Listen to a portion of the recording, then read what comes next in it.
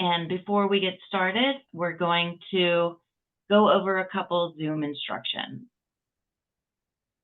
So tonight, please note this meeting is being recorded.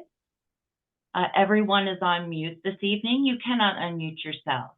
We can unmute you during the question and answer and comment period.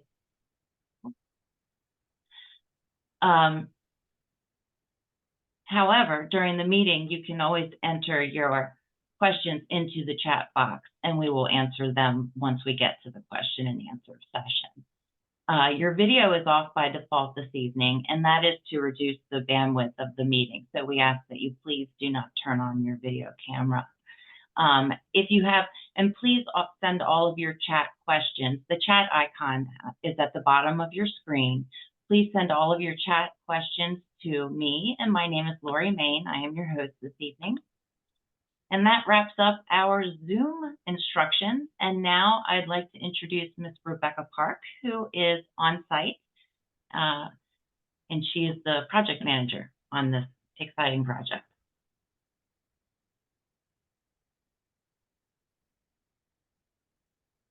All right, good evening, everyone. So as Laura introduced, my name is Rebecca Park. I'm the project manager for Glen Passageway. Here's the outline for tonight's presentation.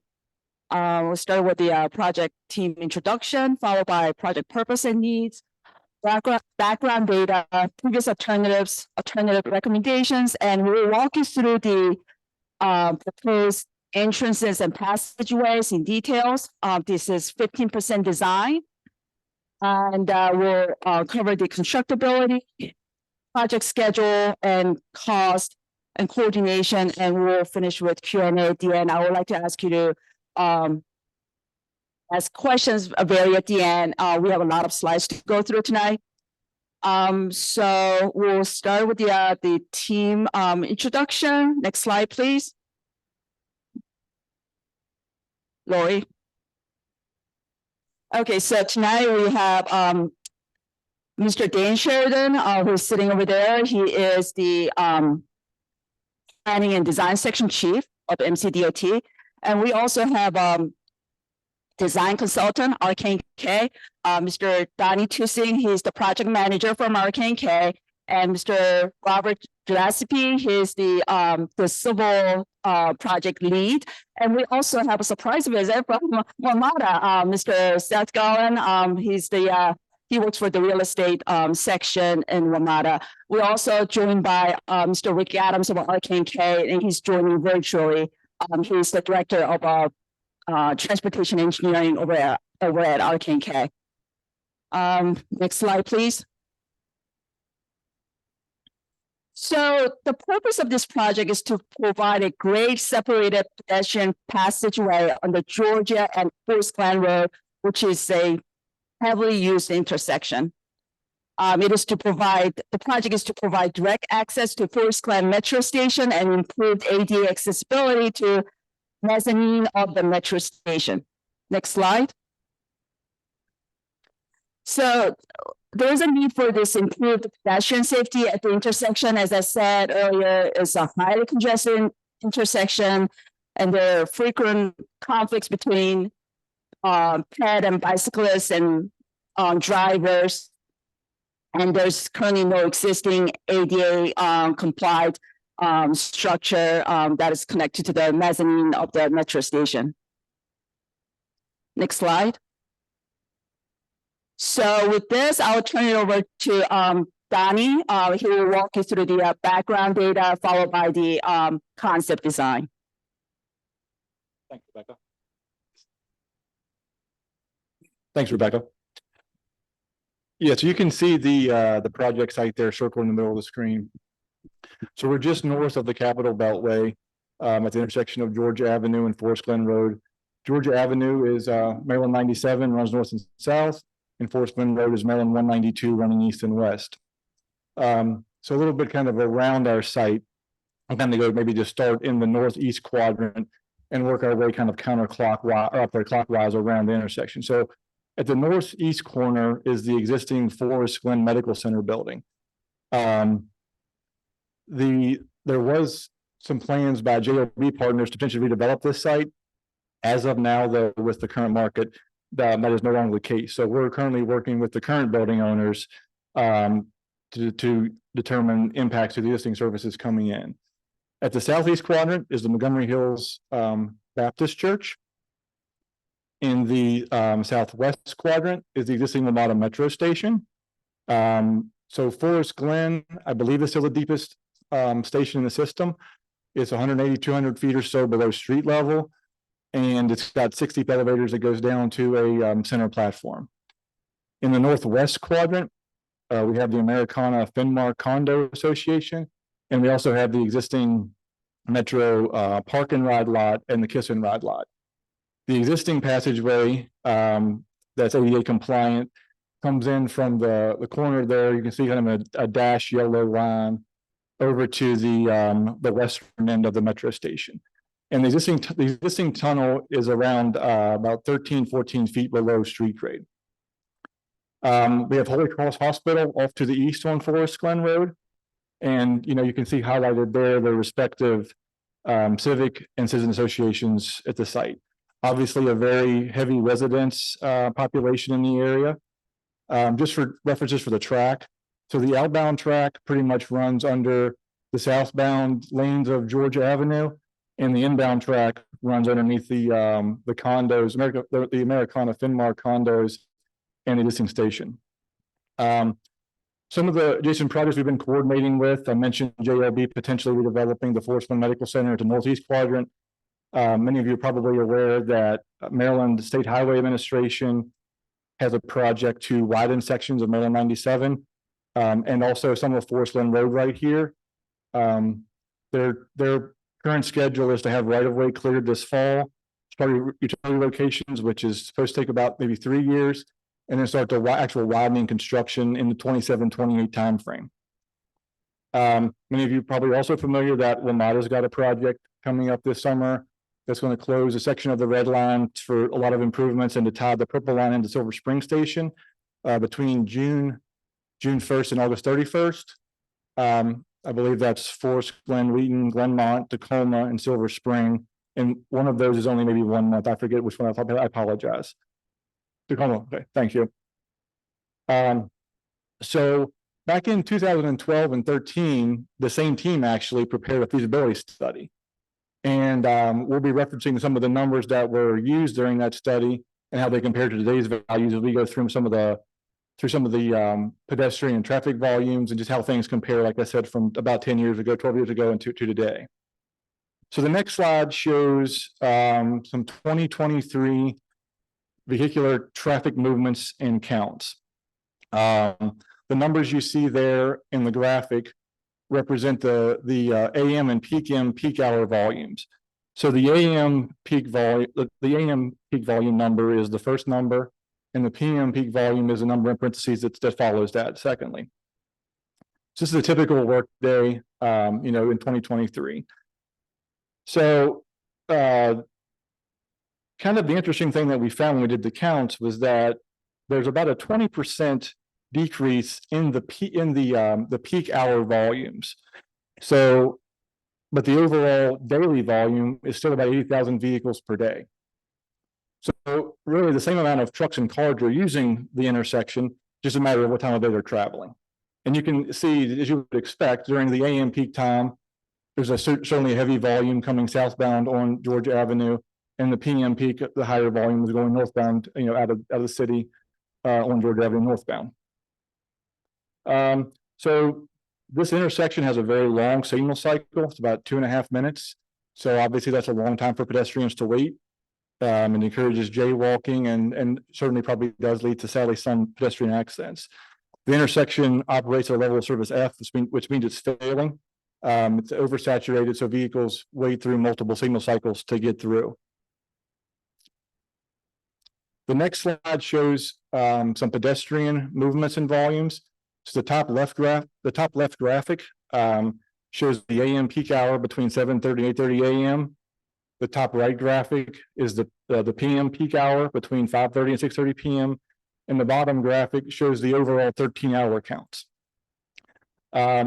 So comparing that to the study that was done about 12 years ago, we've seen about a 35% decrease in pedestrians. So it was about 500 total crossings per day, and we were getting around 775 back during the feasibility study in 2012 and 2013.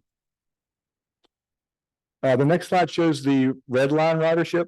So WMATA's got a very nice portal you can go to and toggle by station, by holiday, just different ways to capture data. But this is specific to the Forest Glen station, and it shows ridership over the last 12 years, 13 years. So you can see back in 2012, there was about 2,400 average weekday rail entries per day. And now we're about 1,200, 1,250, so about half. And you might be asking what, so in 2023 and 2024, there's like a light green or teal color at the very top of the bar graph. So in 2023, WMATA was able to start tracking non-tapped fare entries. So anyone that rushes through the fare gates or jumps, they've got sensors that can track those users. So you see those represented 25 to 50 or so per day are I would say just have non-tapped fares. So the next slide shows 6 alternatives that we considered during the feasibility study. So we looked at multiple alignments, both a northern lake crossing, a southern lake crossing, diagonal crossings, and we looked at both tunnel and pedestrian bridge alternatives.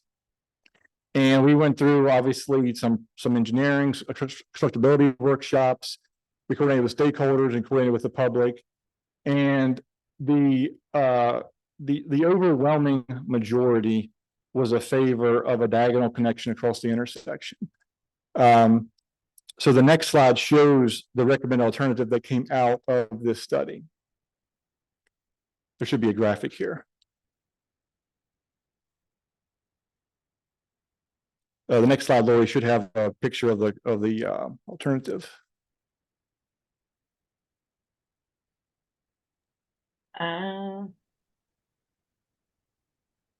There's 11.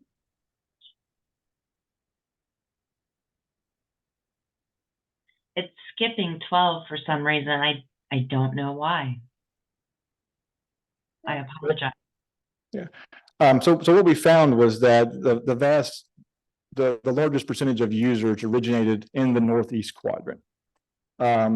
Also, from a constructability standpoint, the Forest Glen Medical Center has a decent laydown area and size to be able to stage the construction and construct all of the service rooms needed for the entrance.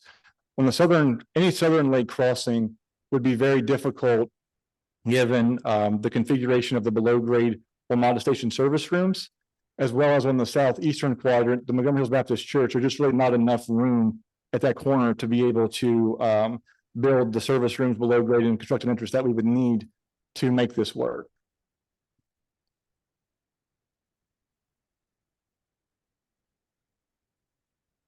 So hopefully we can get to the slide here in just a second. If we can go down one or. Oh. There we go. There we go. Thank you.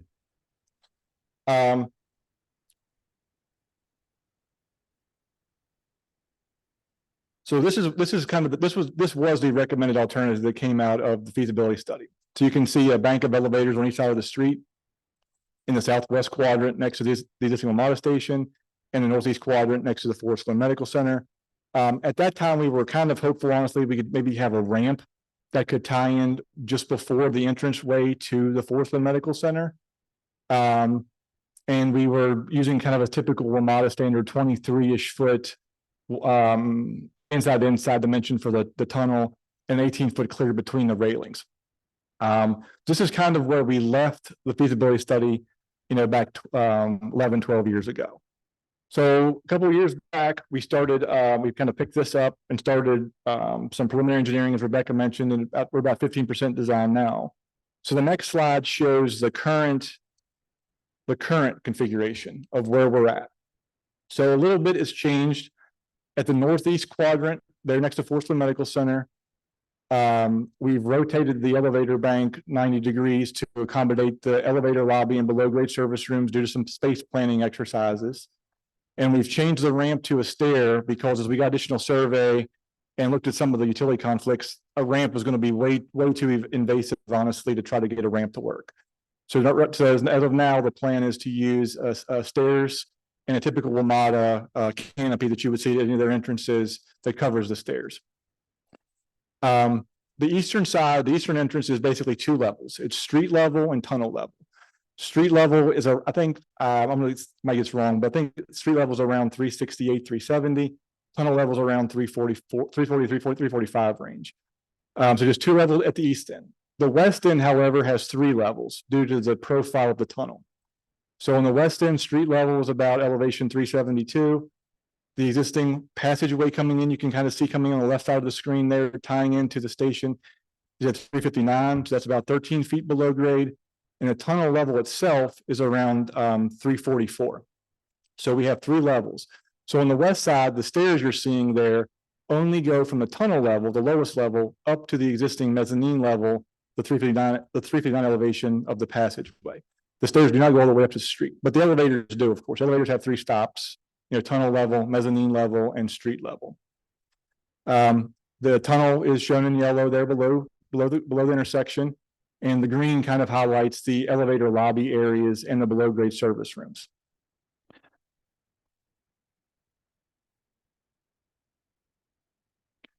So the next slide is an engineering drawing that kind of just shows just more at like the below grade tunnel level, just to kind of give you a sense of how the proximity of the service rooms there on the west side to the existing WMATA station.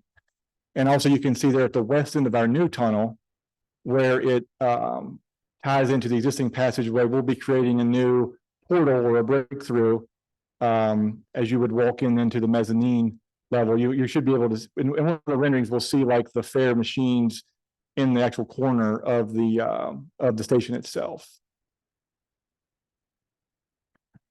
Given the fact that we're so close to the WMATA station and we are actually below it, we will need to underpin the slab of the existing station. So this slide also gives you kind of a good sense there, kind of at the top, I'll say the top middle of the page, you can get a sense of the existing WMATA vent shafts that are on the northwest quadrant of the intersection, right next to the Finmar condos. And you can also see kind of where the inbound and outbound track lines running, the dash lines running up and down the sheet.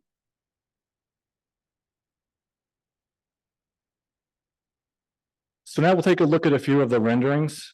So the next slide, so I apologize, the next slide is kind of a reverse of what we've been looking at. So this is actually looking southwest. So it's kind of opposite of the plan views we've been reviewing. So let's start at the left side of the rendering, kind of work our way to the upper right. So on the east side, the left side in this case, you can see the new entrance stair canopy and the stair, and you can see the new elevator head house.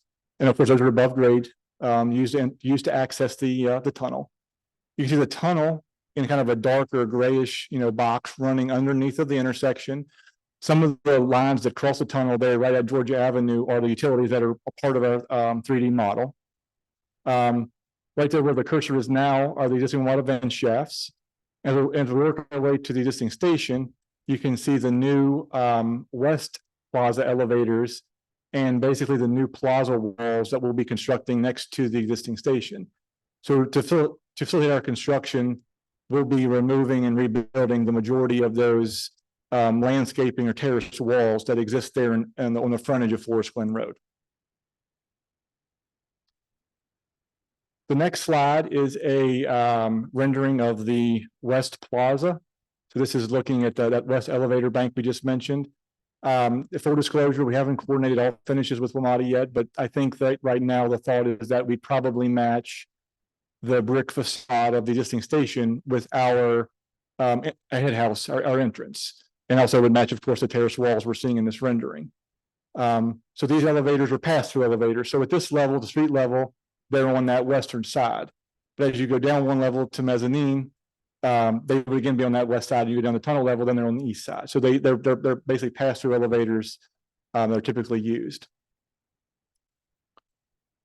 Then the next slide basically shows the west entrance as well, but looking from Forest Glen Road. So now we're looking at the back side of that west elevator head house. The next slide is the east entrance. You can see the typical stair and canopy, as well as the east elevator head house. And again, haven't worked out all the finishes yet, but this one may be a different aesthetic. Maybe that might use granite instead of the brick, to be determined. But in general, it would be a fairly standard WMATA head house.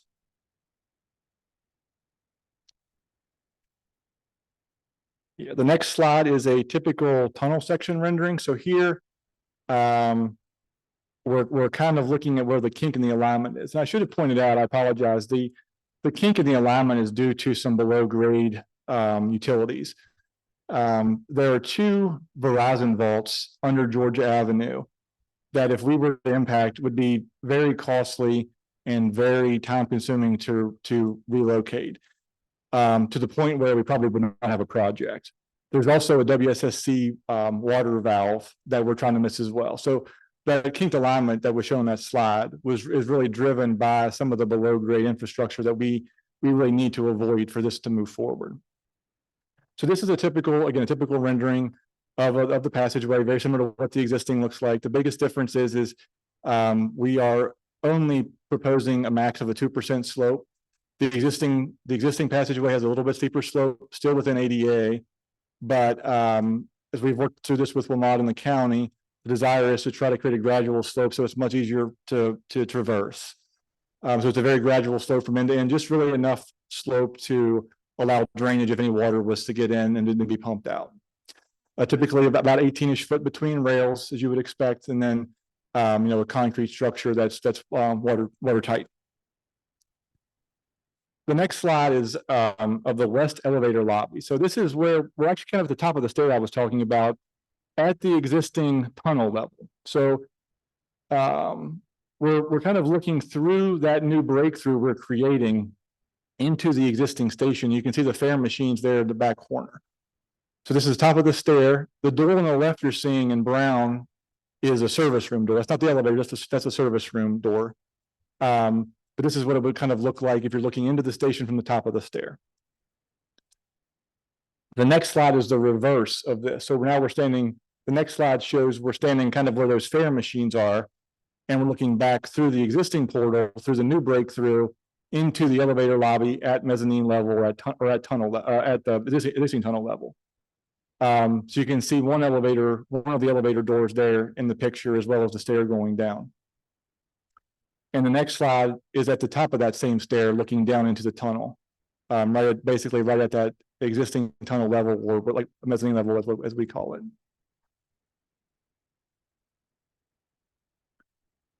The next slide is the east elevator lobby.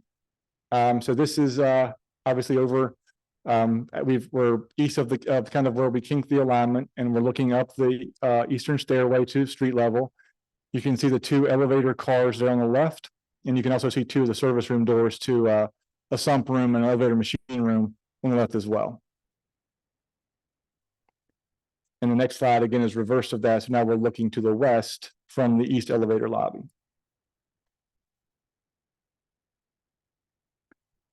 The next slide we wanted to include just to kind of show the profile. So this is the western side of the tunnel.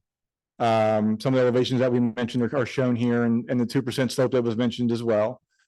Probably the biggest thing to take away is the reason for how deep the tunnel itself is, the new tunnel, was to avoid the utilities that you're seeing underneath the street.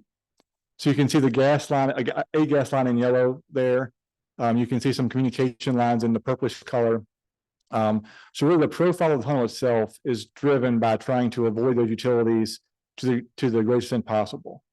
So this section is cut through the elevator shaft, so the stair gets cut off, but the stair of course continues from that 344 elevation there up to the 359. So it's behind the elevator shaft where this section is cut. And the next slide shows the eastern section of the tunnel itself. So you can see the stair going up to street level, as well as the elevators, the two elevators there. And again, a gradual 1.9 or 2% slope going down to a flat spot before we start back up to the west end. And you can see some additional utilities under the street there as well.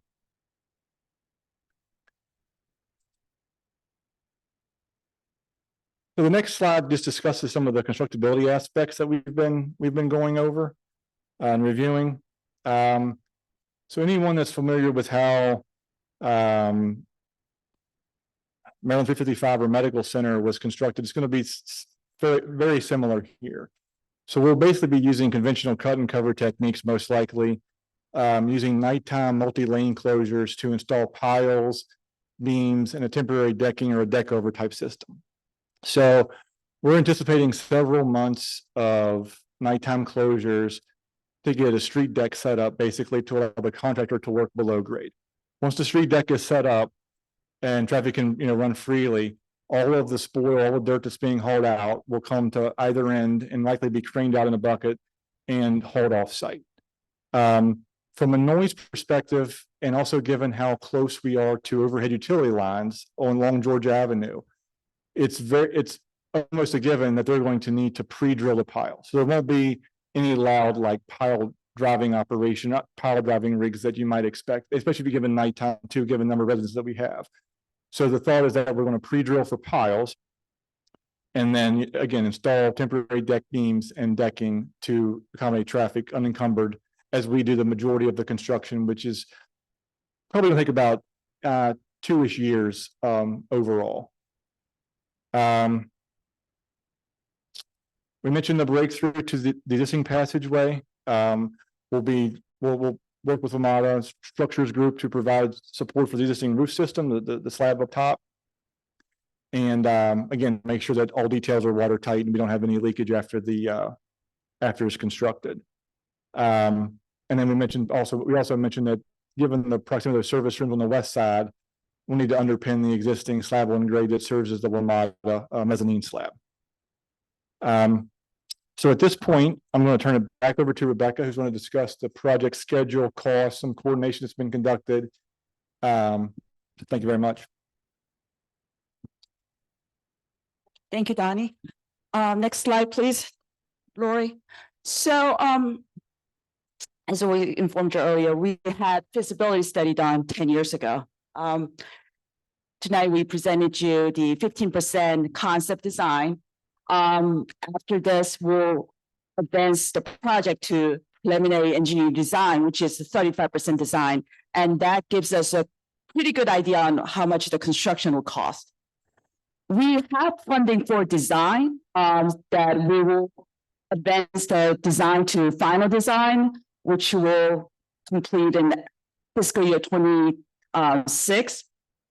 However, we do not have funding anything beyond the design. So we do not have a funding for land construction and utility relocations yet, but we will request funding 2 years from now because we upgrade our budget every 2 years. So we'll be requesting funding to county executive and county council to complete this project. Next slide, please. So this is what you see on the OMB website for the project. We have a rough estimate on the schedule, as you can see. We anticipate the construction will take about 3 years after we acquire land in FY 27. As you can see, we estimate that the total project cost will be around $45 million. But this could go up because right now we only have a rough estimate. Until we have a 35% design, we don't have a really good estimate on it. This is based on the current information we have. We think the total project will cost about $45 million, but this could well go up. Next slide, please. So, for this project, one of the challenging things we faced is the coordination. There's a lot going on. First, we make sure that we coordinate with the WMATA to make sure that our design is conformed to the WMATA's standards and details. And we also proactively coordinating with the utilities, Verizon, Pepco, to figure out where the utility posts will be relocated to. Because they're not just looking at our design, but they're also looking at SH's project as well simultaneously. As Donnie mentioned, we did actively coordinate with the GLB partners, but unfortunately they dropped their project in early March. Next slide, please. Lori, okay. Yes, so then, we are coordinating with SHA's, we're coordinating with SHA because they have the Georgia Avenue widening project.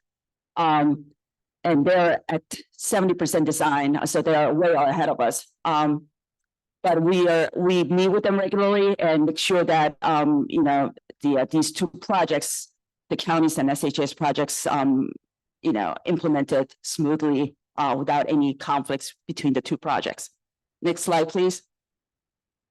So here's my contact information. If you have any questions and comments after this meeting, please feel free to email me. Probably after 5 p.m. tomorrow, you will see the recording of tonight's presentation along with the slides on the project website on the link that you see on the screen. And again, we welcome your comments, feedback. You live in this area, you know this area best, you know, so you can give us concerns, you can let us know the concerns you have, so we'll address those as well. Next slide. And I think that is the end of the presentation. So we'll take questions right now and we'll alternate between the live audience and virtual meeting attendee. Yes. My name is Susan Morris. Thank you very much for being here tonight. And it's a very clear presentation. I finally think I understand. I was curious, however, once construction begins, what station closures do you or WMATA anticipate? So honestly, what we'll hopefully do is, maybe with the exception of making the breakthrough itself, the contractor would install like a temporary shield where that breakthrough occurs. So the goal would be to have as minimal disruption as possible. The station will not be closed during construction. There may be some like tie-overs for equipment, things like that, but in general, there wouldn't be a station closure for our construction itself. And again, obviously, safety for the users is not as paramount interest in their goal. So, you know, there'll probably be some nighttime work during non-revenue hours if they're needed to extend further into the passageway, say the existing passageway. But in general, like I said, the station would not be closed for this. It would just be a shield, a barricade set up so you could walk by it and still access the station like normal. Thank you. Lori, do we have any questions? I see a hand up there. Jasmine Kent. Hi, Lori, good can you afternoon. unmute? Okay. Yeah, good afternoon, everyone. I live about 3 blocks from the station, and I have 2 concerns. The question of the station being closed is addressed, but what do you all know what the best route from people coming from the hospital would be entrance? During the construction, is there going to be anything on, I guess, the west side of towards the hospital of Georgia Avenue? Should they continue to enter the Forest Glen station, like the Forest Glen entrance of the station during the June to August construction? And I'm sorry, I was late, but when is the construction and the timeline that you all have been talking about, when does that take place? So the WMATA, I may have misunderstood, but I apologize. The WMATA red line closure to tie the purple line into the Silver Spring station and make a, you know, I think WMATA is going to upgrade some traction power equipment, automatic train control, electric equipment, things like that. That work is occurring this year between June 1st and August 31st. Okay. The station will be closed during that period. This project that was presented, the new tunnel project, is still several years out, and most likely to follow, you know, at some point the SHA widening contract. So they will not conflict with each other. If your question is actually how pedestrians are being maintained for our project, we would have a pedestrian detour plan set up. So you probably would walk along the south side of Forest Glen Road over to the existing station. We're not going to close the existing stair that is on the west side. I might get the running up. Is it Colesville? I apologize. It's Forest Glen and Georgia Avenue. What's on the west Rather- side? What's on the west side though of Georgia? Is it Coles? I think it's Colesville, isn't it? Coleridge. No, Thank you. Colesville's on Coleridge. the Coleridge. other Thank you. side. Thank you. Yeah. So the existing status on Coleridge will not be closed. Neither will the existing tunnel coming from the park and ride lot.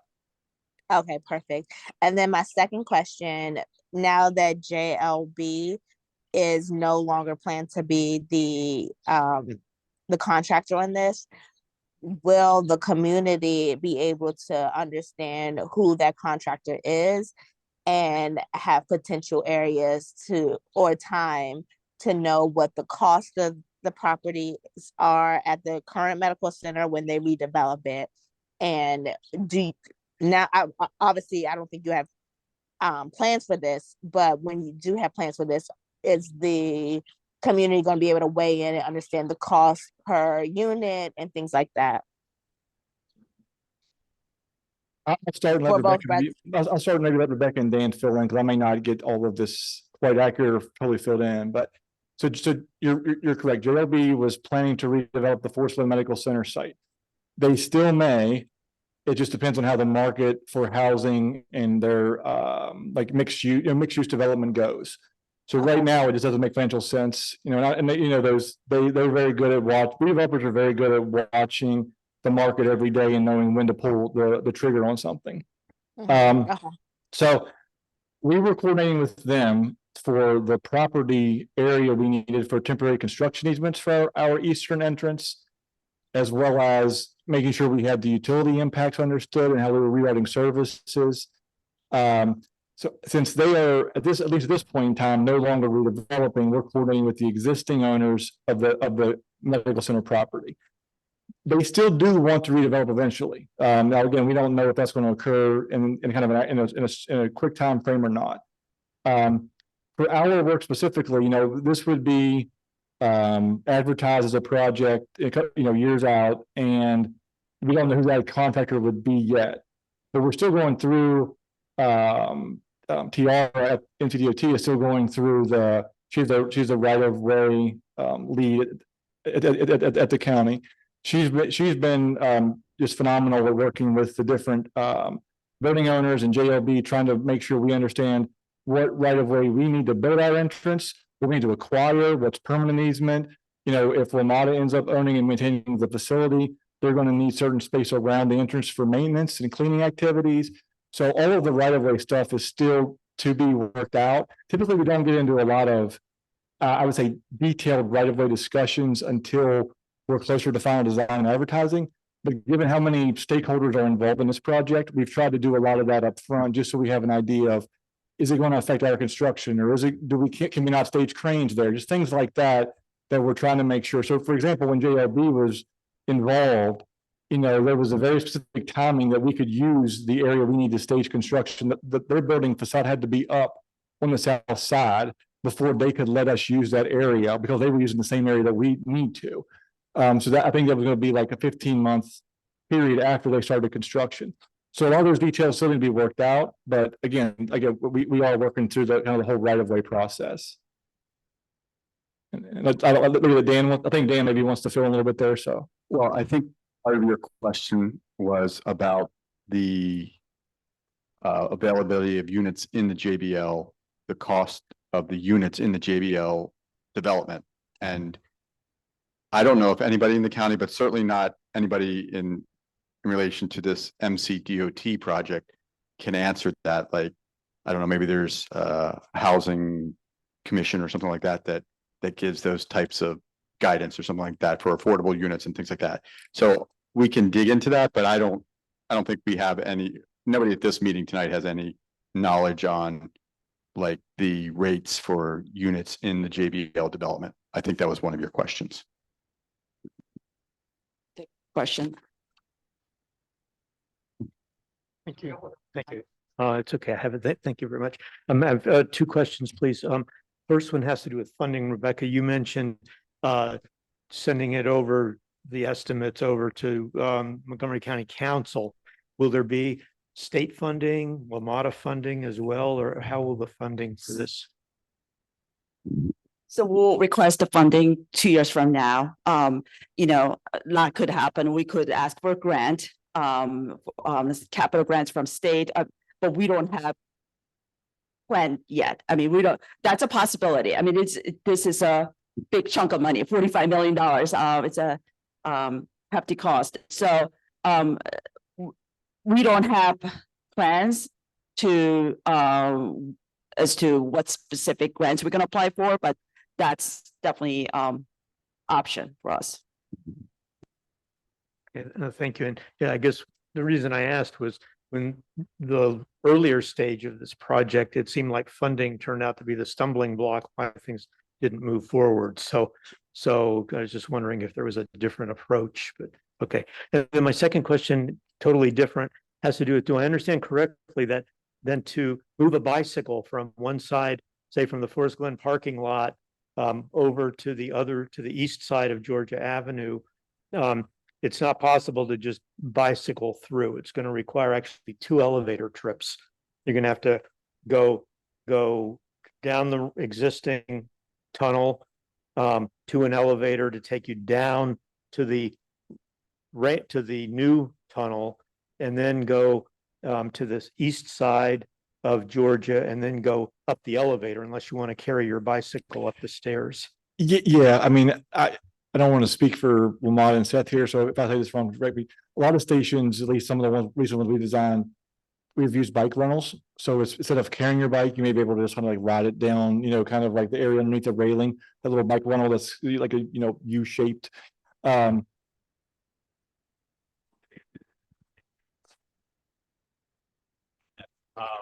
Okay. If this is a station facility, we don't allow people to ride their bicycles through a station facility. So it is true that like there could be a design to the stair railing potentially so that you could just run a bicycle down. We do actually, one of our rules currently, at least, and these do change from time to time, is that we do request people who bring bicycles into our system take the elevators. I'm sure you've seen people not do that, and it is a request at this time that, we try not to interfere, try to get at least some separation between those for, safety of everybody.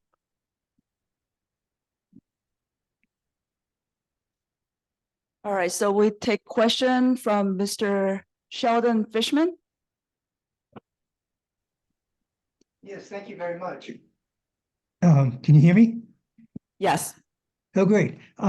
First of all, I want to point out that you started off by talking about pedestrian safety, and I'm delighted that you're moving ahead with this project. We always called this intersection the intersection of death, and we have data to back that up. And so it's great to have the Department of Transportation being concerned about pedestrian safety. But you're also concerned about congestion, and because it's so hard to cross Georgia Avenue, people like me would drive from to go park at the metro stop because it was too dangerous to walk across, and somebody would come pick me up. So you had 4 trips back and forth across Georgia Avenue. Because the intersection was so dangerous. So if you're concerned about congestion on Forest Glen and congestion on Georgia Avenue, this pedestrian entrance passageway will alleviate that. It won't solve it, but it will certainly alleviate it. And it's probably hard for you to get the counts of how many such trips. I guess I would like to point out to you, if you haven't ever done that, please walk from the parking lot to the metro stop. And the reason I say that is that it's very, very safe and appealing. It's a passageway. You can see as you first walk in, sort of underground, you can see the metro stop, and it feels safe and appealing. A tunnel is scary, so please don't use the word tunnel. Please use the word passageway. And further, if you're able on the east side, you notice that there's quite a gradient from Georgia on Forest Glen from Georgia Avenue that first block. If you put the entrance a little further east, closer to Woodland, you wouldn't need an elevator or stairs. And you would get much better visibility. You could see all the way to the metro stop. And you'll save the money of elevators, and you'll also make it a much more appealing project. So my question is have you considered alternatives so that you can get rid of stairs and elevators? And just look at the geography. Basically, Woodland is essentially at the same level as the metros, as the fare machines. Just like the parking lot entrance, you can see the fare machines. So is there any movement to revise this to reduce the number of steps, stairs, and elevators, and make the project much more appealing? And a second question, you're Montgomery County Department of Transportation. Can you talk to your sister agencies about putting sidewalks in from the huge Holy Cross to this new pedestrian entrance? It would make a whole lot of sense for the workers, the patients, the visitors, and everybody else taking Metro to this giant Holy Cross hospital. So the two questions is, can you work with your sister agencies to get sidewalks? There's some sidewalks, but they're not complete sidewalks. And the second thing is, can you revise the design to get rid of the stairs and the elevators? Thank you. Answer the first question. Sure. Yep. So we did look at having a ramp at the northeast quadrant. Quite honestly, I guess a couple just thoughts off the top that I think we would see is one, it would be a fairly long ramp, and WMATA generally likes to have their entrances covered. So potentially the cost benefit of reducing the elevators would be a much larger canopy itself. The second thing I think that might be a little bit bigger of a hurdle would be, depending on how the redevelopment at that site goes and what the ultimate plans are, it would be a much larger permanent, or a much larger right-of-way acquisition. So we would have quite a bit more in right-of-way costs and basically blow out the entire plaza that could be planned there. But it's a good point, and I think as we work through the project with anyone developer that may come on board and with the existing building owner, we can look into that. I just think those two hurdles honestly might be a little bit to overcome from a cost perspective, and also just a right-of-way perspective. So answering the second part of your question, we have a shared use path. We have a path on the south side of Forest Glen Road, from Sligo Creek Parkway to George Avenue. I was the project manager for planning a sidewalk on the north side from Georgia to Sligo Creek Trail, which got extended to Sligo Parkway. But unfortunately, it didn't get funded for the final design. So we would have to stop at 35% design. And I'm hoping that 2 years from now, we could ask, we will receive funding for it, so that we could finish the design and construct the project. I'm going to go back to question one just real fast, if you don't mind, Rebecca. So one more thing that just popped in my head, I apologize. Anyone walking from the north to the south, if the entrance was way towards Woodland, they would actually have to walk east to then turn around and walk much further west. So I'm not sure the overall pedestrian movement in that respect would honestly make sense. That person may just opt to go ahead and cross at street level anyway, because it may be quicker than walking again east to walk west. Thank you. Yeah. Hi, Victoria Wagman. As Sheldon pointed out, we've been lobbying for this since my son was born and more. When you go to the funding slide, it would be very helpful. This is really exciting to the neighborhood and we really want it because it is the intersection of death. Is that when you're asking for funding and when these time periods it would be lovely if we could shorten some of these time periods, and a lot of this gears toward money, and that's where our neighborhoods, the neighborhoods around us can help. And so the more information that you give to us, I would implore you to let us know when you're going, before you go in, so we can do the advocacy to the county, to the state, to the federal government, or for whoever we need to advocate to, because it's really critical, because we've seen, in 2013, it just stopped, and we can't keep playing this game anymore. It's the congestion at that intersection has gotten worse, and ridership, obviously went down due to COVID, but it's going to go up again. So I think those are just anomaly numbers. And it's sad that it would take another 6 years before we see this, even though it was started years ago. So I just implore you to let us know, let the community know, so we can push and advocate for funding earlier, not wait till it's 2026 or 2027, because then it's too late to ask. We need to ask before then. Thanks. Thank you for your support for the project. We'll take question from the, answering your question, comment. When we apply for these grants, we typically reach out to the communities for their letters of support, which will help us win the grants we apply for. So, and we'll update the project website. So you will see the progress we're making. But please do send me email with any questions or about grants, and if we are applying for any grants. So I highly recommend the active communication. So Lori, do you have any questions from virtual listeners? We have a good many questions in the chat. I'm just going over them to see if maybe some of them we've already covered, such as cyclists being allowed to walk through the facility instead of having to cross Georgia Avenue at grade on the weekends. Okay.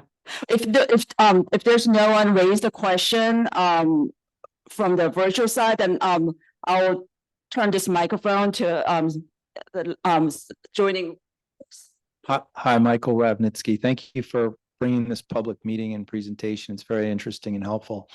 I have two questions. One is, to what degree have you coordinated with or consulted with WMATA about their plans to develop the parking lot area? Because that's a major development. Although it doesn't impinge immediately on the geography of the project, there would be a lot of heavy trucks going back and forth during the construction of that. And I was just wondering if you guys are cognizant of that, those efforts to develop the parking lot and their timetables, because it probably coincides with your schedule. The second question I have is, what are the biggest technical risks and engineering risks for the project? In other words, are there subsoil conditions that you don't quite know about yet, or anything unknown? Like, are there any streams that go underneath that you're not aware of, that you've determined are there, or are there utility lines that are particularly problematic? Like, what are the biggest engineering risks right now? Thank you. So second part of your question, RKNK did conduct a geotechnical study about the soil conditions, and we prepared a geotech memo based upon the borings that were part of the existing WMATA station contract back in the 80s, or 70s when the borings were drilled. So back then, groundwater was 6 to 10 feet below grade, roughly. Obviously, we've had 40 years of the metro station being there. Some of that's been siphoned out. So we haven't conducted new borings yet. That's going to be part of final design, as Rebecca mentioned here coming up. Utilities are always a big issue, right? Just because some of them are old, some of them need to be replaced, some need to be sleeved or encased. Utilities are always, we've been working with all of the utility agencies for the last year, trying to make sure we know exactly where they are, what their requirements are going to be, and if they need to be relocated, where can they go? So there's been a lot of coordination with utilities. And on, I guess, typically another issue that we deal with, but not really, I don't think it's a big issue on this job, is permitting environmental stuff. But I think that we've got we're under 40,000 square feet for OD, for example. So that kind of throws us out of needing some of the different permit requirements. So really probably to your point, geotech and utilities are probably the two biggest ones. But again, it's things that we will address as we enter final design. Me personally, and working with WMATA, the biggest thing is going to be underpinning the station. That's probably the biggest risk. And we're going to have to make sure that there is no settlement at all of that slab. So we're probably only using some type of like micro piles or something very, very rigid that can have we'll install a steel bracket underneath of the existing slab. So it's got no deflection or settlement at all. That's probably, to me, that's one of the bigger things as we work our service rooms toward the existing station. Their question was relative to the coordination with the park and ride. Quite honestly, there's been some, not a ton. So I personally don't know what the current schedule or plans are, but I know that it's something that we will coordinate as we move forward with the model. The model has been involved since the beginning of the job, reviewing our plans, our concepts. But as far as the timetables for our respective projects, that's to be determined. Okay, any other questions in the room? Yes. Hi, Brian Tagg. I live on Forest Glen, on the east side of George Avenue, between the hospital and the Metro stop. And I guess just to clarify, you say the tracks, the tunnel, trains go, it's 200 feet deep? I think it's 190 to 200 between street level to top of rail. Yeah. Right. And just looking at your elevation charts, the passageway that you're talking about building would be 30-ish. About 22 feet down? 30. We're 372 to 342. Is low point. Well, top of our slab is 342. So maybe another 3 feet for the slab thickness and additional, leveling pad type stuff. So we're probably, I'm gonna say 35 feet max between street level and the bottom of our tunnel at the lowest point. And I don't remember exactly. I believe competent rock is about, I think it's 75 to 85 feet below street level. So there's probably 100 feet of 75 to 100 feet of rock between our tunnel and the existing tunnel. And there's of course some weathered rock, boulders, overburden, things like that. Okay. And just another follow-up, as far as like the current pedestrian traffic, I noticed that people do take the north side of Forest Glen on their way, traveling west or east and from to and from the metro from the hospital. And I applaud I think there's an effort to something on the north side, just because I see a lot of traffic. People, for whatever reason, they use that north side. They just do. Has the solution that you proposed earlier, is that basically the same configuration that you have on the south side? And has that been socialized with the property owners, et cetera?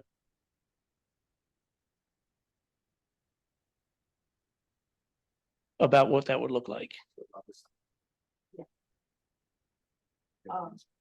Sidewalk project.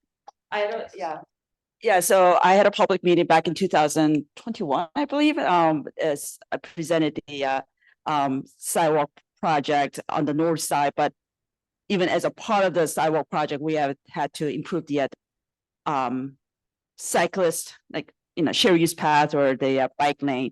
So I think I incorporated we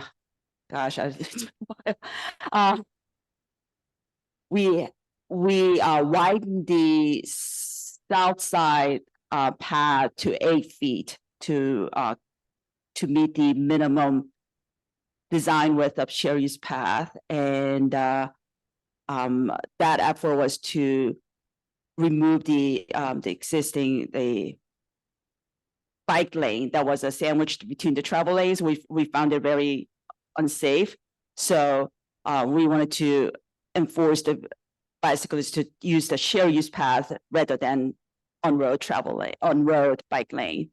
But again, that project is at at stop. We don't have a funding for the final design and construction, so. Other than funding, is that the only constraint? Has it been socialized with, like I said, has it been accepted by the community? Yeah, I mean, we coordinated with the WABA, Washington Bicycle Associates, remember the, I don't return name, but WABA.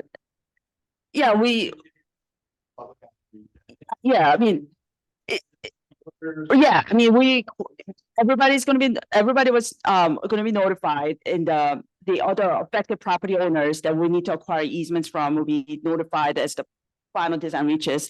But yes, right now, the change, the thing that put a stop to this, the funding. We don't have a funding to it. We don't have a funding for the project.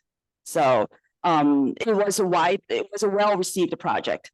People want the sidewalk path on the north side, because right now there's no path. I mean, it forced the residents to walk on the shoulder, which is a foot or two. And Forest Glen Road is a quite busy road, and there's no really safe crossings over that, that stretch of this project. So, yeah. As far as like vehicle congestion, that seems to be also an issue. Does this project address any of that, or is there any anticipated effort to address vehicle congestion at that intersection? So this project is really for the pedestrian bicycle safety. Really, it doesn't address the SHA widening contract will likely have signal retiming as part of their project. So I don't know the details of that, but the widening project should be looking at signal timings and trying to improve the level of service at the intersection, yes. but not as part of the Forest Glen Road sidewalk project and that. Okay. Also that reducing crossing the street, you're going to inherit. Sorry, if by this tunnel project, you're taking pedestrian traffic off of the street and improving the light cycles by removing pedestrians from that light cycle as well. So we have questions coming in. So Mr. Bill Leroy raised his hand. Lori, can you unmute the Mr. Leroy's microphone? Yes, he's unmuted. Okay, thank you. Yep, maybe you can you hear me okay? Yes. Okay, good. Yeah, a couple of additional questions regarding the design. So, will there be any additional ADA upgrades to existing sidewalks, crossings? Will there be a rain cover for the existing staircase on the corner of Coleridge and Forest Glen? That crossing is currently not ADA. The stair is not ADA, and it's frequently floods. So it would be a good add to the scope of this project. I know you don't want to see more cost increases, but it would certainly benefit. The other thing that I want to bring up is the current tunnel suffers from a lot of slip resistance issues when it's slightly damp, and wanted to see if the new floor surfaces for the design will prevent that kind of buildup of moisture, grime, and other things that make it difficult for folks to walk through the tunnel under this design. And last, I wanted to touch on the traffic mitigation management approaches that wasn't discussed during the presentation, and insofar as it relates to not only the phasing, but also emergency vehicle access to and from Holy Cross. Thanks. All good points, all great questions. Without a doubt, we will be coordinating with Holy Cross to ensure that there's unencumbered emergency vehicle access at all times. They obviously would have that right, and we'll be coordinating the NOT setups during the nighttime operation to get the deck over set up with them to ensure that they can access the hospital. The cover, so a canopy over the existing stair is currently not part of the scope. we can certainly consider that and see what could be feasible there. Any sidewalk or ramp we touch, we will have to go back and make sure it's ADA compliant.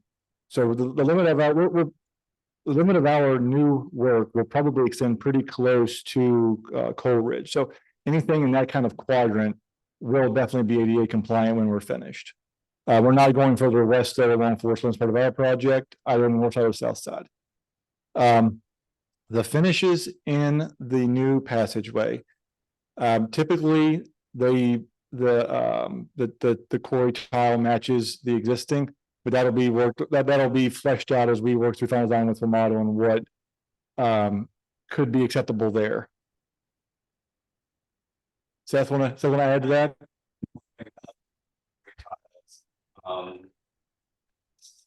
Not my pure area of expertise, but I do believe for our newer projects with the quarry tiles that we are specifying a slightly different, like sort of wire brushed finish. I might be getting that wrong. I'm not in the architecture department, but I do know there's a slightly different finish that they're doing. And I think one of the reasons is because that at some of the older stations, it is a little slippery. So they've got a new specification for that. You might not be in the architecture division, but you're an architect at heart. I know that. So No, I am an architect actually, but not just at heart, but in degree as well. But that's not my department. Thank you so much. My name is Joe. I went to one of the first meetings about this, probably with you at Holy Cross Hospital when Jeff Waldstreicher was first running for office, if that gives you an idea how long it's been. So a couple quick comments. First off, on the tile, for those who haven't seen, I think Tacoma, the platform there, has the non-slippery kind if you want to see it. Thank you for the running rails on the stairs. That would be huge because this is a huge bicycle community or corridor between Sligo and Rock Creek. And I do have questions about the plaza on the east side. So I've heard some things about changing the policies for bike blockers, that they were going to go to a daily instead of an annual permit fee. That was part of the new budget I read. And so is there going to be anything on the, I don't see anything in the picture at the east side. So like bike lockers, people are going to use the JBL parking lot as an informal kiss and ride. So as much as you're not doing traffic mitigation here, that's going to be an issue with folks, using that and then having to pull out and then plugging up traffic on Forest Glen. Thank you for your comments about the the sidewalk on the south side. Moving everybody on eastbound to the shared use path is an atrocious idea though, because bicycles are going to go 20 miles an hour down that hill. So I would urge caution on that. You're talking about so many good questions here. Talking about the path or the tunnel and the moisture. If there's a way to look at condensation, this is probably the one place in the entire Metro Rail system is the existing passageway. I won't call it a tunnel for the earlier questioner. That there's so much condensation because the temperature is different than it is in the parking lot or in station. So I would maybe consider that as part of your final design. And yeah, so the final, I guess we've already answered the question about extending and making a ramp. So yeah, my final question would be any facilities on the plaza on the east side, particularly for bicyclists. That would be really helpful to know because folks are going to use it one way or the other. Yeah, so just quite honestly, so JLB, whenever they were involved in the project, they had a good landscaping and hardscaping plan that did include bike lockers. It included a lot of landscaping, a lot of shrubs, a nice plaza area. As Rebecca mentioned, they as of now, they pulled out as in March. So we haven't had a chance yet to go back and revisit what type of appearances we want to include. But to your point exactly, that there will be those included as part of final design. We just haven't, like I said, with the kind of the recent change in scope from everyone, we haven't gotten those included yet. Okay, Lori, you can see questions coming through the chat. So can you read the questions to us? Sure. Marielle would like to know, does the project include public safety devices such as the blue light help phone?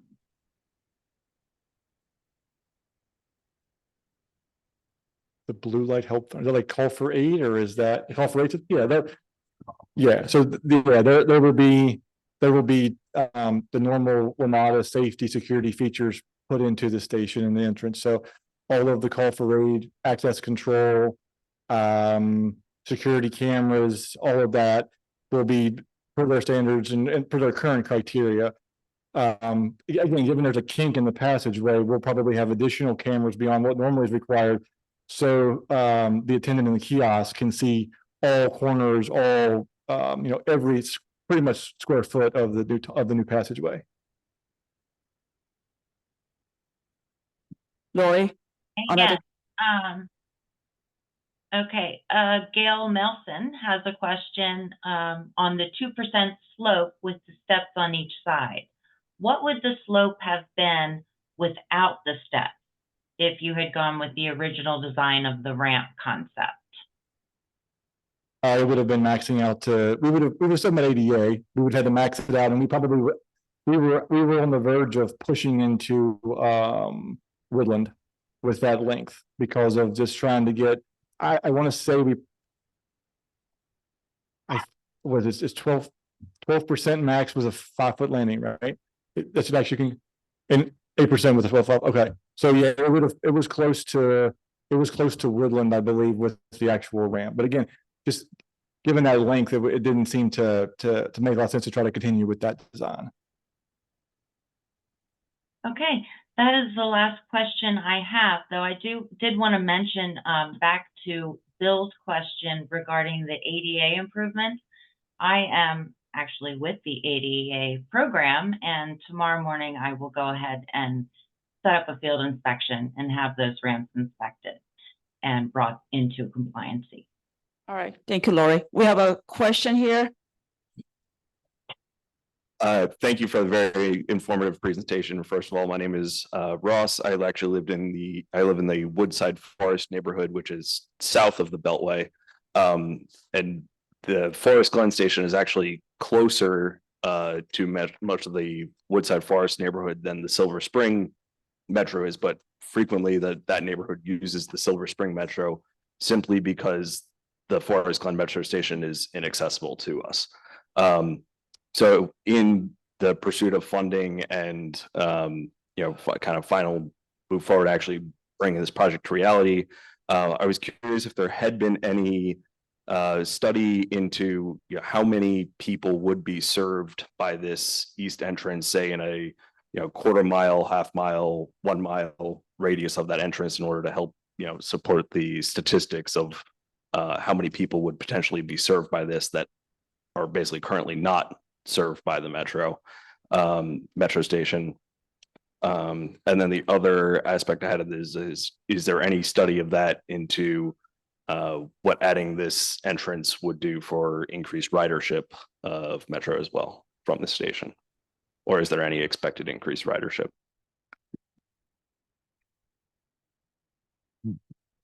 Those are both good questions. I don't have answers to, quite honestly. I don't know any projected increase. I mean, to your point, I would agree that I suspect there are a number of folks that are concerned about crossing the intersection, right? That probably don't use metro because of that. I don't have any idea what those numbers are. Like we did do an order destination study back during our original feasibility study 12-ish years ago. At that time, 90% of the I believe 90% of the pedestrians that were counted was related to metro. So I guess I don't have a great answer for you as far as would it increase ridership and how much larger of a reach could it possibly have? And one thing too, again, if the northeast quadrant redevelops, it's very likely to have a fairly large quantity of those people using metro. Also, the employees at the Holy Cross too. I mean, a lot of the patients and the visitors will be utilized this tunnel, not just the residents in the community. Could be using this metro station, but aren't because they decided how to quantify that potential. I'm not, yeah, I understand what you mean. I'm not sure if there's a way to quantify that. Yeah, I'm also not sure too. Like, I think that, I think the vast majority of folks recognize this is a very needed project, right? So, and to your point, I'm sure there's a lot more people that, again, would use it. So I think that just reiterates the need and the desire to try to get it constructed as soon as possible. Hi, I'm Marcus Heller, and I'm a biker who bikes around the Forest Glen area. And I'm wondering, is there any chance that the speed limit's going to go down? 30 miles per hour, people are psycho.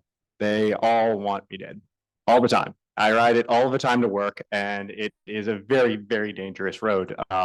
So I'm wondering, I mean, the 25 miles an hour has helped some to bring people down a little bit, but cars shoot a lot of dopamine into your brain and makes everybody want to go fast. I mean, I understand. I'm wearing a shirt for a fast car. I understand this. So as somebody who drives and also bikes, I'm wondering if there's anything that we can do to make it safer for bikers and also calm down the drivers. And 25 miles an hour down the road towards the train, the one that goes down the hill, Forest Glen, past the station, that area. If we were to slow down traffic some, I'm wondering if perhaps that would make it, not only would it calm down the area a little bit, cars don't go as fast, it makes it quieter for the neighbors, the neighborhood.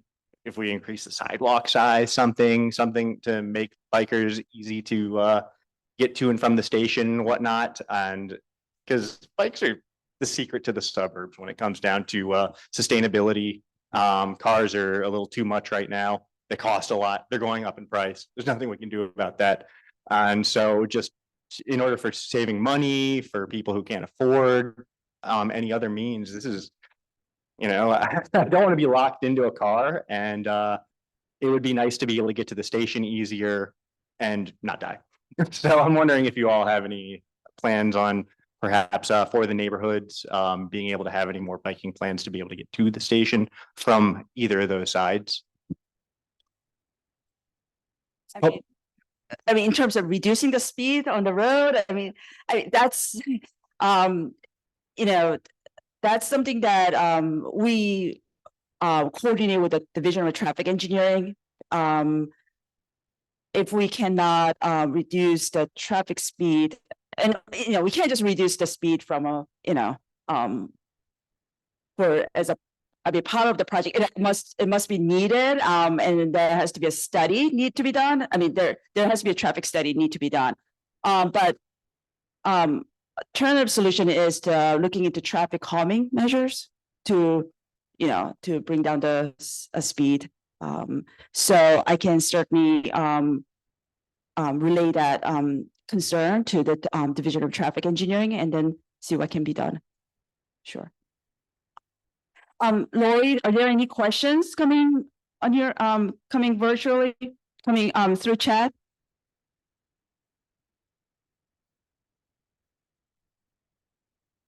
No, no more questions. Okay, there's one more question in the audience. Thank you.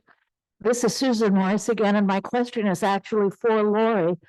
Namely, I'm curious how many people have signed on by Zoom. I'm just interested in what the ratio is of Zoom participation to in-person. At one time in the meeting, we had 29 people. We now have 17 minus the 4 of us that are here, so 13 residents. Thank you very much. You're welcome. Hi, it's Victoria Wagman again. I was just wondering how much, because part of your question could be answered in the master plan. Part of the master plan for this corridor is actually to turn it so that the 495 exits and entrance are not up to grade right now. If you've ever been down them, they're very, very steep, and that turn is really scary. So it's going to be more like Connecticut Avenue. To do that, they're going to have to take down the bridge on the one side. And I was just wondering if you've talked to coordinated with that effort, because that effort's going to also impact, I mean, it's slightly south of yours, but if they take down that bridge and they reconstruct the entrance and exits, because you're talking about it's very, very close to 495. It seems like when you're in a car, you're 2 seconds and you're at Forest Glen Road. So just keep in mind that as part of the master plan, they're going to redo the entrance and exits to 495. And as a result, it's going to add to all the congestion, lanes closures, and all the other things. But it is part of the plan, and those are very dangerous entrance and exits to 495. So.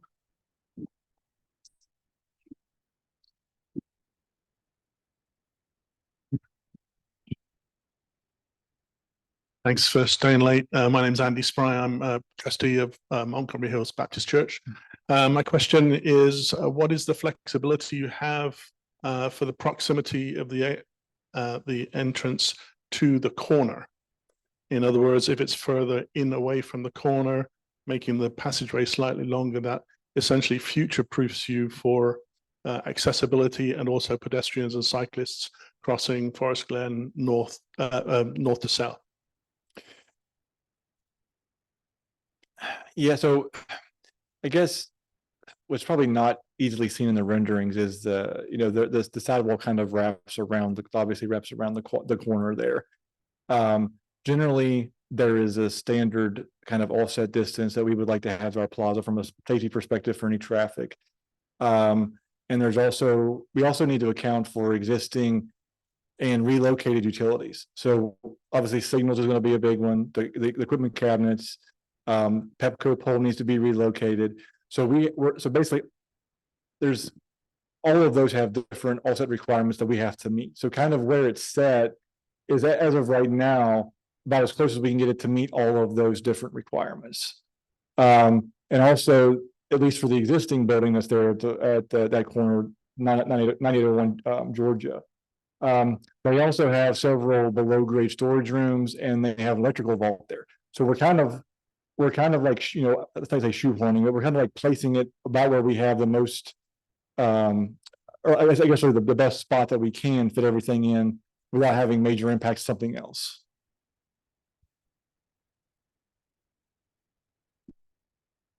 Any other questions? Okay. Michael Ravnitsky again. I'm just wondering, in your research and in your designs, did you uncover any previous, when the metro was first built, I know that there was some talk about having an east entrance originally, but did you discover any plans for a previous east entrance that was just never built? No, there was, to my knowledge, and we've gone through the plans multiple times, there was no provisions for a future entrance that would have connected to the passageway. But to your point, a lot of Ramada stations did have like a portal collar built into the style of the stations, how the tunnel. Bethesda South is a classic example of that. There was a big portal frame that was built part of the original station construction. So as purple lines come through, that frame is already there. So they can pretty much break into the side, remove some of the precast panels, and you have a big cavern, this opening behind that panel to then where they're tying into. But at this station, there was no provision for a future entrance, at least where we're tying into it now. Yeah. Any more questions? Going once, twice. All right. There's one more question coming in virtually. Mr. Sheldon Fishman. Yes, there was a plan, the original plan from WMATA for an east entrance was actually to have it go right down to the railroad tracks, down 200 feet, and it was going to be like $150 million. So if you want a good laugh, go read that one. And that was then WMATA took a second look at it and said, you know what, we don't have to have the east entrance go down to the tracks and put a new fare machines at the tracks, at the track level. We can just have a passageway go to the current fare machines, which is what you're doing now. But again, I guess I want to close on the note of saying, again, thanking you for being concerned about pedestrian safety. And I really appreciate that the Department of Transportation is not just counting car congestion, but also concerned about pedestrians. Thank you. Thank you. There are no more questions. We'll adjourn the meeting, and folks that are in this room, you're more than welcome to ask questions. So we'll stick around a little bit. Thank you. Thank you for everyone attending and joining in.